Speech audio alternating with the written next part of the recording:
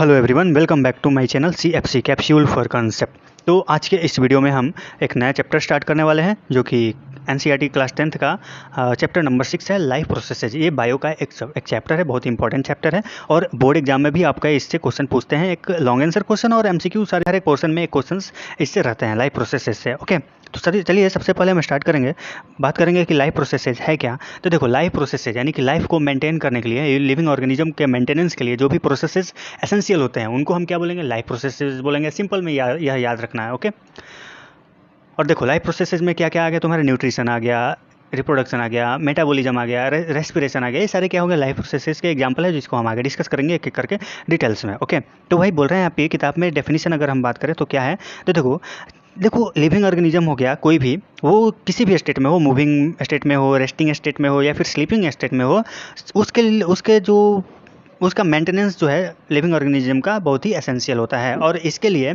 जो प्रोसेसेस इस फंक्शन को यानी कि मेंटेनेंस के फंक्शन को परफॉर्म करते हैं उन सबको एक साथ हम लाइफ प्रोसेसेस बोलेंगे। ओके, यानी कि the maintenance of living organism is essential even if they are moving, resting और even sleeping. Okay, the processes which together perform the function of maintenance of life are called life processes. तो ये हो गया तुम्हारा लिखने वाली चीज़। Exam में अगर वो पूछते हैं लाइफ प्रोसेस क्या है उसके बारे में हम इतना लिख देंगे। ओके, और उसके बाद क्या लिखना होगा, इन यूनिसेलुलर ऑर्गेनिज्म। अब यूनिसेलुलर ऑर्गेनिज्म क्या होगा, यानी कि वैसा ऑर्गेनिज्म जो सिर्फ सिंगल सेल से बने हुए हों, सिंगल सेल से बने हुए हैं, जैसे कि अमीबा हो गया, पैरामेशियम हो गया, अमीबा, पैरामेशियम, ये सारे क्या हो गए, सिंगल सेल ऑर्गेनिज्म हो गया।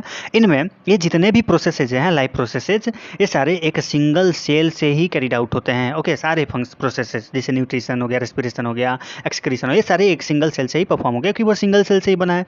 तो दूसरा सेल कहाँ से आएगा परफॉर्म करने के लिए उस फंक्शन को, अलग अलग फंक्शन को, तो एक सिंगल सेल ही उसको परफॉर्म करेगा। तो अमीबा एक एग्जांपल हो गया इसका, सिंगल सेल ऑर्गेनिज्म का। ओके, पैरामेशियम हो गया। ओके, वही मल्टी सेलुलर ऑर्गेनिज्म क्या होगा, जिसमें ढेर सारे सेल से बना हुआ हो ऑर्गेनिज्म, उसको हम मल्टी सेलुलर ऑर्गेनिज्म, जिसका जीता जागता एग्जाम्पल हम खुद हैं, ह्यूमन बींग, ये क्या है, मल्टी सेलुलर ऑर्गेनिज्म है। ओके, तो इसमें क्या होता है, वेल डेवलप्ड सिस्टम। जैसे देखो हमारे लिए न्यूट्रिशन में, इसके बाद हम डाइजेशन पढ़ेंगे तो डाइजेशन के लिए अलग सिस्टम है, रेस्पिरेशन के लिए अलग सिस्टम है, एक्सक्रीशन के लिए अलग सिस्टम है, सबके लिए अलग अलग सिस्टम है ना। यानी कि वेल डेवलप्ड सिस्टम होते हैं are present to carry out the processes. Life processes को कैरी आउट करने के लिए अलग अलग सिस्टम प्रेजेंट होते हैं मल्टी सेलुलर ऑर्गेनिज्म में, और ये भी आपको लिखना बहुत ही इंपॉर्टेंट है। इसके बाद हम देखेंगे, ये तो हो गया लाइफ प्रोसेसेज के बारे में। इसके बाद हम देखेंगे कि कैरेक्टरिस्टिक जो है लिविंग ऑर्गेनिज्म का, कैरेक्टरिस्टिक क्या होगा, कैसे हम पता करेंगे कि ये लिविंग ऑर्गेनिज्म है और ये लिविंग ऑर्गेनिज्म नहीं है। जो सबसे पहले अगर हम बात करें रिप्रोडक्शन का, तो लिविंग ऑर्गेनिज्म में रिप्रोडक्शन होता है, और रिप्रोडक्शन क्या है, production of young ones. Okay, giving birth to young ones, similar offspring का ये बर्थ होना, उसको हम, उस प्रोसेस को हम क्या बोलेंगे, रिप्रोडक्शन बोलेंगे। ओके, वही बोल रहा है production of similar of spring, यानी कि पेरेंट की तरह ही ऑफ स्प्रिंग क्या हो रहा है यहाँ पे, प्रोड्यूस हो रहा है, उस प्रोसेस को हम क्या बोलेंगे, रिप्रोडक्शन बोलेंगे। ओके, तो रिप्रोडक्शन जो हो गया ये लिविंग ऑर्गेनिज्म का कैरेक्टरिस्टिक है। ओके, क्योंकि ये रिप्रोडक्शन हमेशा लिविंग ऑर्गेनिज्म में होगा। कुछ ऐसे लिविंग ऑर्गेनिज्म भी हैं जिनमें रिप्रोडक्शन नहीं होता है, जैसे एस्टेराइल जो होते हैं उनमें नहीं होता है, म्यूल हो गया तुम्हारा, उसमें नहीं होता है, बहुत सारे हो गए। ओके, तो ये सब सारे एक्सेप्शन है लिविंग ऑर्गेनिज्म जिनमें रिप्रोडक्शन नहीं होता है। ओके, तो ये सारे हो गए तुम्हारा, रिप्रोडक्शन एक हो गया कैरेक्टरिस्टिक लिविंग ऑर्गेनिज्म। दूसरा कि डिफरेंट लेवल ऑफ ऑर्गेनाइजेशन होता है। अब डिफरेंट लेवल ऑफ ऑर्गेनाइजेशन कहने का मतलब, कुछ जो होते हैं सेल से बने होते हैं, सेलुलर मोड ऑफ ये ऑर्गेनाइजेशन होता है, कुछ टिश्यू मोड ऑफ ये ऑर्गेनाइजेशन होता है उसका, टिश्यू लेवल ऑफ ऑर्गेनाइजेशन, और कुछ ऑर्गेन, फिर ऑर्गेन सिस्टम, इस तरह से आता है।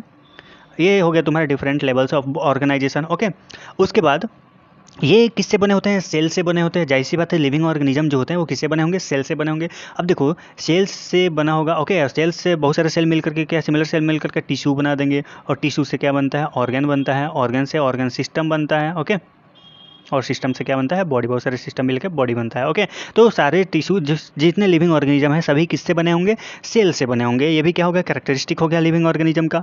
और तीसरा, देखो ये तो तीन हम देख लिए, उसके बाद अब चौथा देखें तो ये देखो इन्वायरमेंट से को रिस्पॉन्ड करते हैं। जैसे इन्वायरमेंट में कोई स्टिमुलस हो गया, उससे क्या होगा, वो रिस्पॉन्ड करेंगे, जैसे टेम्परेचर हो गया, कोल्डनेस हो गया। ओके, ये सारे के स्टिमुलस का काम करेगा और उसको रिस्पॉन्ड करते हैं लिविंग ऑर्गेनिज्म। ओके, यानी कि जो लिविंग होगा वही रिस्पॉन्ड करेगा, डेड तो रिस्पॉन्ड करेगा नहीं। ओके, तो ये कैरेक्टरिस्टिक हो गया एक।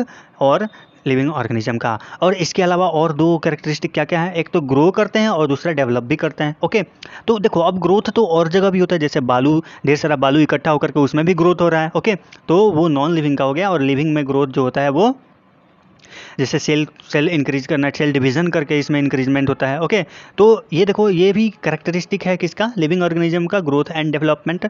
और ऑब्टेन एंड यूज एनर्जी, और ये क्या करता है, एनर्जी को देखो ऑब्टेन करता है और उसको यूज करता है, जिसको हम आगे बढ़ेंगे कि ये एनर्जी को कैसे लिविंग ऑर्गेनिज्म जो है वो ऑर्गेनिज्म को एनर्जी को कैसे ऑब्टेन करता है और उसका यूटिलाइज कैसे करता है। जैसे रेस्पिरेशन, हम ये रेस्पिरेशन प्रोसेस पढ़ेंगे, उसमें हम पढ़ेंगे कि रेस्पिरेशन जो होता है उसमें हमको एटीपी मिलता है एनर्जी के फॉर्म में। ओके, एनर्जी किस फॉर्म में मिलता है हमको, एटीपी के फॉर्म में। एटीपी क्या है, एडिनोसिन ट्राइफॉस्फेट होता है। ओके, एटीपी का फुल फॉर्म उसको अभी आपको देखना नहीं है, वो 10th में आपको जरूरत पड़ेगा।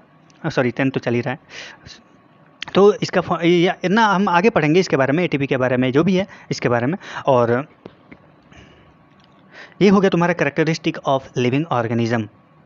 इसके बाद हमको क्या पढ़ना है, तो हमने देख लिया लाइफ प्रोसेसेस देख लिया, फिर उसका करेक्टरिस्टिक हम देख लिया लिविंग ऑर्गेनिज्म का। उसके बाद हम लाइफ प्रोसेसेस के बारे में देख लें कि लाइफ प्रोसेसेस कौन कौन होते हैं लिविंग ऑर्गेनिज्म में, किनको किनको हम लाइफ प्रोसेस में इंक्लूड करते हैं। तो सबसे पहले अगर हम बात करें तो न्यूट्रिशन हो गया, दूसरा क्या हो गया, दूसरा ट्रांसपोर्टेशन हो गया, तीसरा क्या हो गया, रेस्पिरेशन हो गया, चौथा एक्सक्रीशन हो गया, पांचवा क्या हो गया, रिप्रोडक्शन हो गया, और छठा क्या हो गया, मेटाबॉलिज्म हो गया। तो ये 6 लाइफ प्रोसेसेज होते हैं जो कि हमारे बॉडी में लिविंग ऑर्गेनिज्म के मेंटेनेंस के लिए एसेंशियल होते हैं, बहुत ही एसेंशियल होते हैं। अब सबसे पहले हम न्यूट्रिशन को देखें, तो देखो न्यूट्रिशन क्या है, सिंपली अगर हम बात करें तो इंटेक ऑफ न्यूट्रिएंट्स को हम क्या बोलेंगे, न्यूट्रिशन बोलेंगे। सिंपली क्या बोलिए, इंटेक ऑफ न्यूट्रिएंट्स।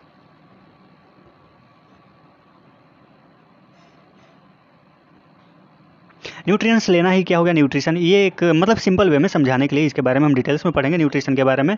दूसरा क्या हो गया, ट्रांसपोर्टेशन। चलो हम भोजन तो ले लिए, अब उसको उसमें से जो भी न्यूट्रिएंट्स मिला हमको उसका ट्रांसपोर्टेशन भी तो करना पड़ेगा, एक बॉडी में एक पोजीशन से दूसरे पोजीशन तक, एक सेल से दूसरे सेल तक, यानी कि जहाँ रिक्वायरमेंट होगा वहाँ तक उसको ले जाने का काम कौन करेगा, ब्लड के थ्रू, हार्मोन्स वगैरह। देखो ब्लड के थ्रू, मेनली ब्लड और लिम्फ के थ्रू इनका ट्रांसपोर्टेशन होता है। ओके, मेन इसका क्या है, ब्लड के थ्रू ट्रांसपोर्टेशन होता है किसके, न्यूट्रिएंट्स का, एक सेल से दूसरे सेल्स को, यानी कि जहाँ रिक्वायर्ड होगा वहाँ तक पहुँचते हैं ब्लड के थ्रू। तो ये ट्रांसपोर्टेशन हो गया। ओके, तीसरा रेस्पिरेशन। अब देखो अगर हम फूड लिए तो हमको एनर्जी कहाँ से मिलेगा, तो देखो रेस्पिरेशन से हम ऑक्सीजन, देखो ऑक्सीजन हम इंटेक करते हैं ना, इनहेल करते हैं इन्वायरमेंट से। अब O2 और ग्लूकोज मिल करके वहाँ पे क्या होगा, उसका ब्रेकडाउन होगा और वो किस में कन्वर्ट हो जाएगा, एटीपी में कन्वर्ट हो जाएगा। और एटीपी ही क्या है, एनर्जी का फॉर्म होता है हमारे बॉडी में, जिसको आगे पढ़ेंगे हम रेस्पिरेशन का, यानी कि intake of, mainly oxidation process है, यानी कि कैटाबॉलिज्म प्रोसेस, यानी कि ग्लूकोज का ऑक्सीडाइज करता है किसमें, एटीपी में। ओके, एटीपी एनर्जी का फॉर्म होता है और हमारे बॉडी में एनर्जी के फॉर्म में प्रेजेंट होता है। एनर्जी किस फॉर्म में प्रेजेंट होता है, एटीपी के फॉर्म में प्रेजेंट होता है। ओके, तो वो रेस्पिरेशन से ही हमको मिलता है। इसके बारे में हम डिटेल्स में डिस्कस करेंगे, अभी सिंपली थोड़ा थोड़ा देख रहे हैं सबको। और एक्सक्रीशन जो होगा, जो भी वेस्ट प्रोडक्ट हमारे बॉडी में बना उसको बाहर निकलना, वो एक्सक्रीशन हो गया। और उसके बाद रिप्रोडक्शन क्या, अब रिप्रोडक्शन में सिमिलर ऑफस्प्रिंग को का, यानी कि giving birth to young ones, जो सिमिलर हो ये पेरेंट्स के। ओके, तो ये हो गया तुम्हारा रिप्रोडक्शन। ओके, तो ये सारे लाइफ प्रोसेसेस हो गए और ये सारे इंपॉर्टेंट है मेंटेनेंस ऑफ लाइफ प्रोसेसेस का।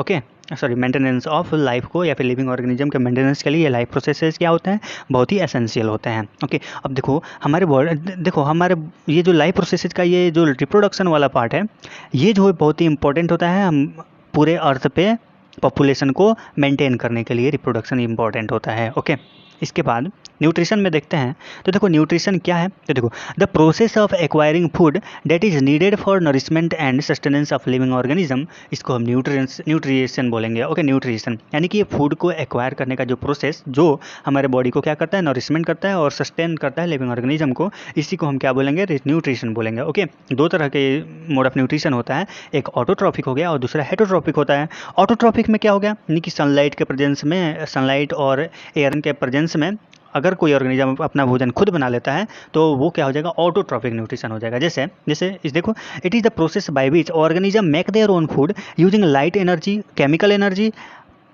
थ्रू फोटोसिंथेसिस और कीमोसिंथेसिस। देखो लाइट एनर्जी यूज करेगा तो वो फोटोसिंथेसिस का प्रोसेस हो गया, और केमिकल एनर्जी यूज किया, केमिकल कंपाउंड यूज करके कर रहा है तो वो कीमोसिंथेसिस हो जाएगा। तो ये क्या हो जाएगा, तुम्हारा ऑटोट्रॉफिक न्यूट्रिशन होगा। और ये किस में पाया जाता है, प्लांट्स में, अलगी में और कुछ बैक्टीरिया में, जो ग्रीन बैक्टीरिया होंगे उनमें ये प्रेजेंट होगा। Okay, autotrophic nutrition. और कुछ ऐसे बैक्टीरिया, चलो वो केमोसिंथेटिक वाले में भी बैक्टीरिया आ जाता है, और कुछ ग्रीन बैक्टीरिया होते हैं उसमें फोटोसिंथेसिस भी होता है। ओके, अब देखो हेटेरोट्रॉफिक न्यूट्रिशन क्या हो गया। अब देखो अगर कोई ऑर्गेनिज्म अपने फूड के लिए किसी और लिविंग ऑर्गेनिज्म पे, जैसे प्लांट या एनिमल पे डिपेंड कर रहा है, उसको हम क्या करेंगे, क्या बोलेंगे, हेटेरोट्रॉफिक न्यूट्रिशन बोलेंगे। तो it is the process by which the organism derive energy from organic compound, जैसे कि एनिमल ईटिंग प्लांट्स और अदर एनिमल्स फॉर फूड। ये क्या हो जाएगा, हेटेरोट्रॉफिक न्यूट्रिशन। सिंपल याद रखना, ऑटोट्रॉपिक जो अपना भोजन खुद बना ले रहा हो, लाइट एनर्जी और ये ऑक्सीजन का यूज करके, और वही कार्बन डाइऑक्साइड का यूज करके, और वही जो हेटेरोट्रॉपिक में क्या हो गया, जो अपने भोजन के लिए दूसरे एनिमल पे या फिर दूसरे प्लांट पे डिपेंड कर रहा हो, वो क्या हो जाएगा तुम्हारा हेटेरोट्रॉपिक न्यूट्रिशन। और इस किस में पाया जाता है, बैक्टीरिया में, फंजाई में और एनिमल्स में पाए जाते हैं। Okay, heterotrophic nutrition. इसका सब टाइप 3 होता है, एक होलोजोइक होता है, सेपोरोफाइटिक हो गया और पैरासाइटिक हो गया। होलोजोइक क्या होगा, जो सॉलिड फॉर्म में फूड को लेता हो, वो हो जाएगा होलोजोइक। सेपोरोफाइटिक जो सड़े गले dead and decaying food material पे डिपेंड करता हो भोजन के लिए, वो क्या हो जाएगा तुम्हारा सेप्रोफाइटिक हुआ। और पैरासाइटिक जो होता है होस्ट एंड पैरासाइट रिलेशनशिप यहाँ आता है, होस्ट एंड पैरासाइट। जैसे किसी होस्ट पे डिपेंड कर रहा हो, यानी कि उससे उसका जितना भी न्यूट्रिएंट है सब एब्जॉर्ब कर ले रहा हो, उससे चिपक करके, वो हो जाएगा पैरासाइटिक न्यूट्रिशन। ओके, तो ये 3 तरह के तीन सब टाइप हो गए तुम्हारे हेटेरोट्रॉपिक न्यूट्रिशन को, जिनको हम डिटेल्स में देखेंगे। मिलते हैं नेक्स्ट वीडियो में, पढ़ते रहिए। धन्यवाद, जय हिंद।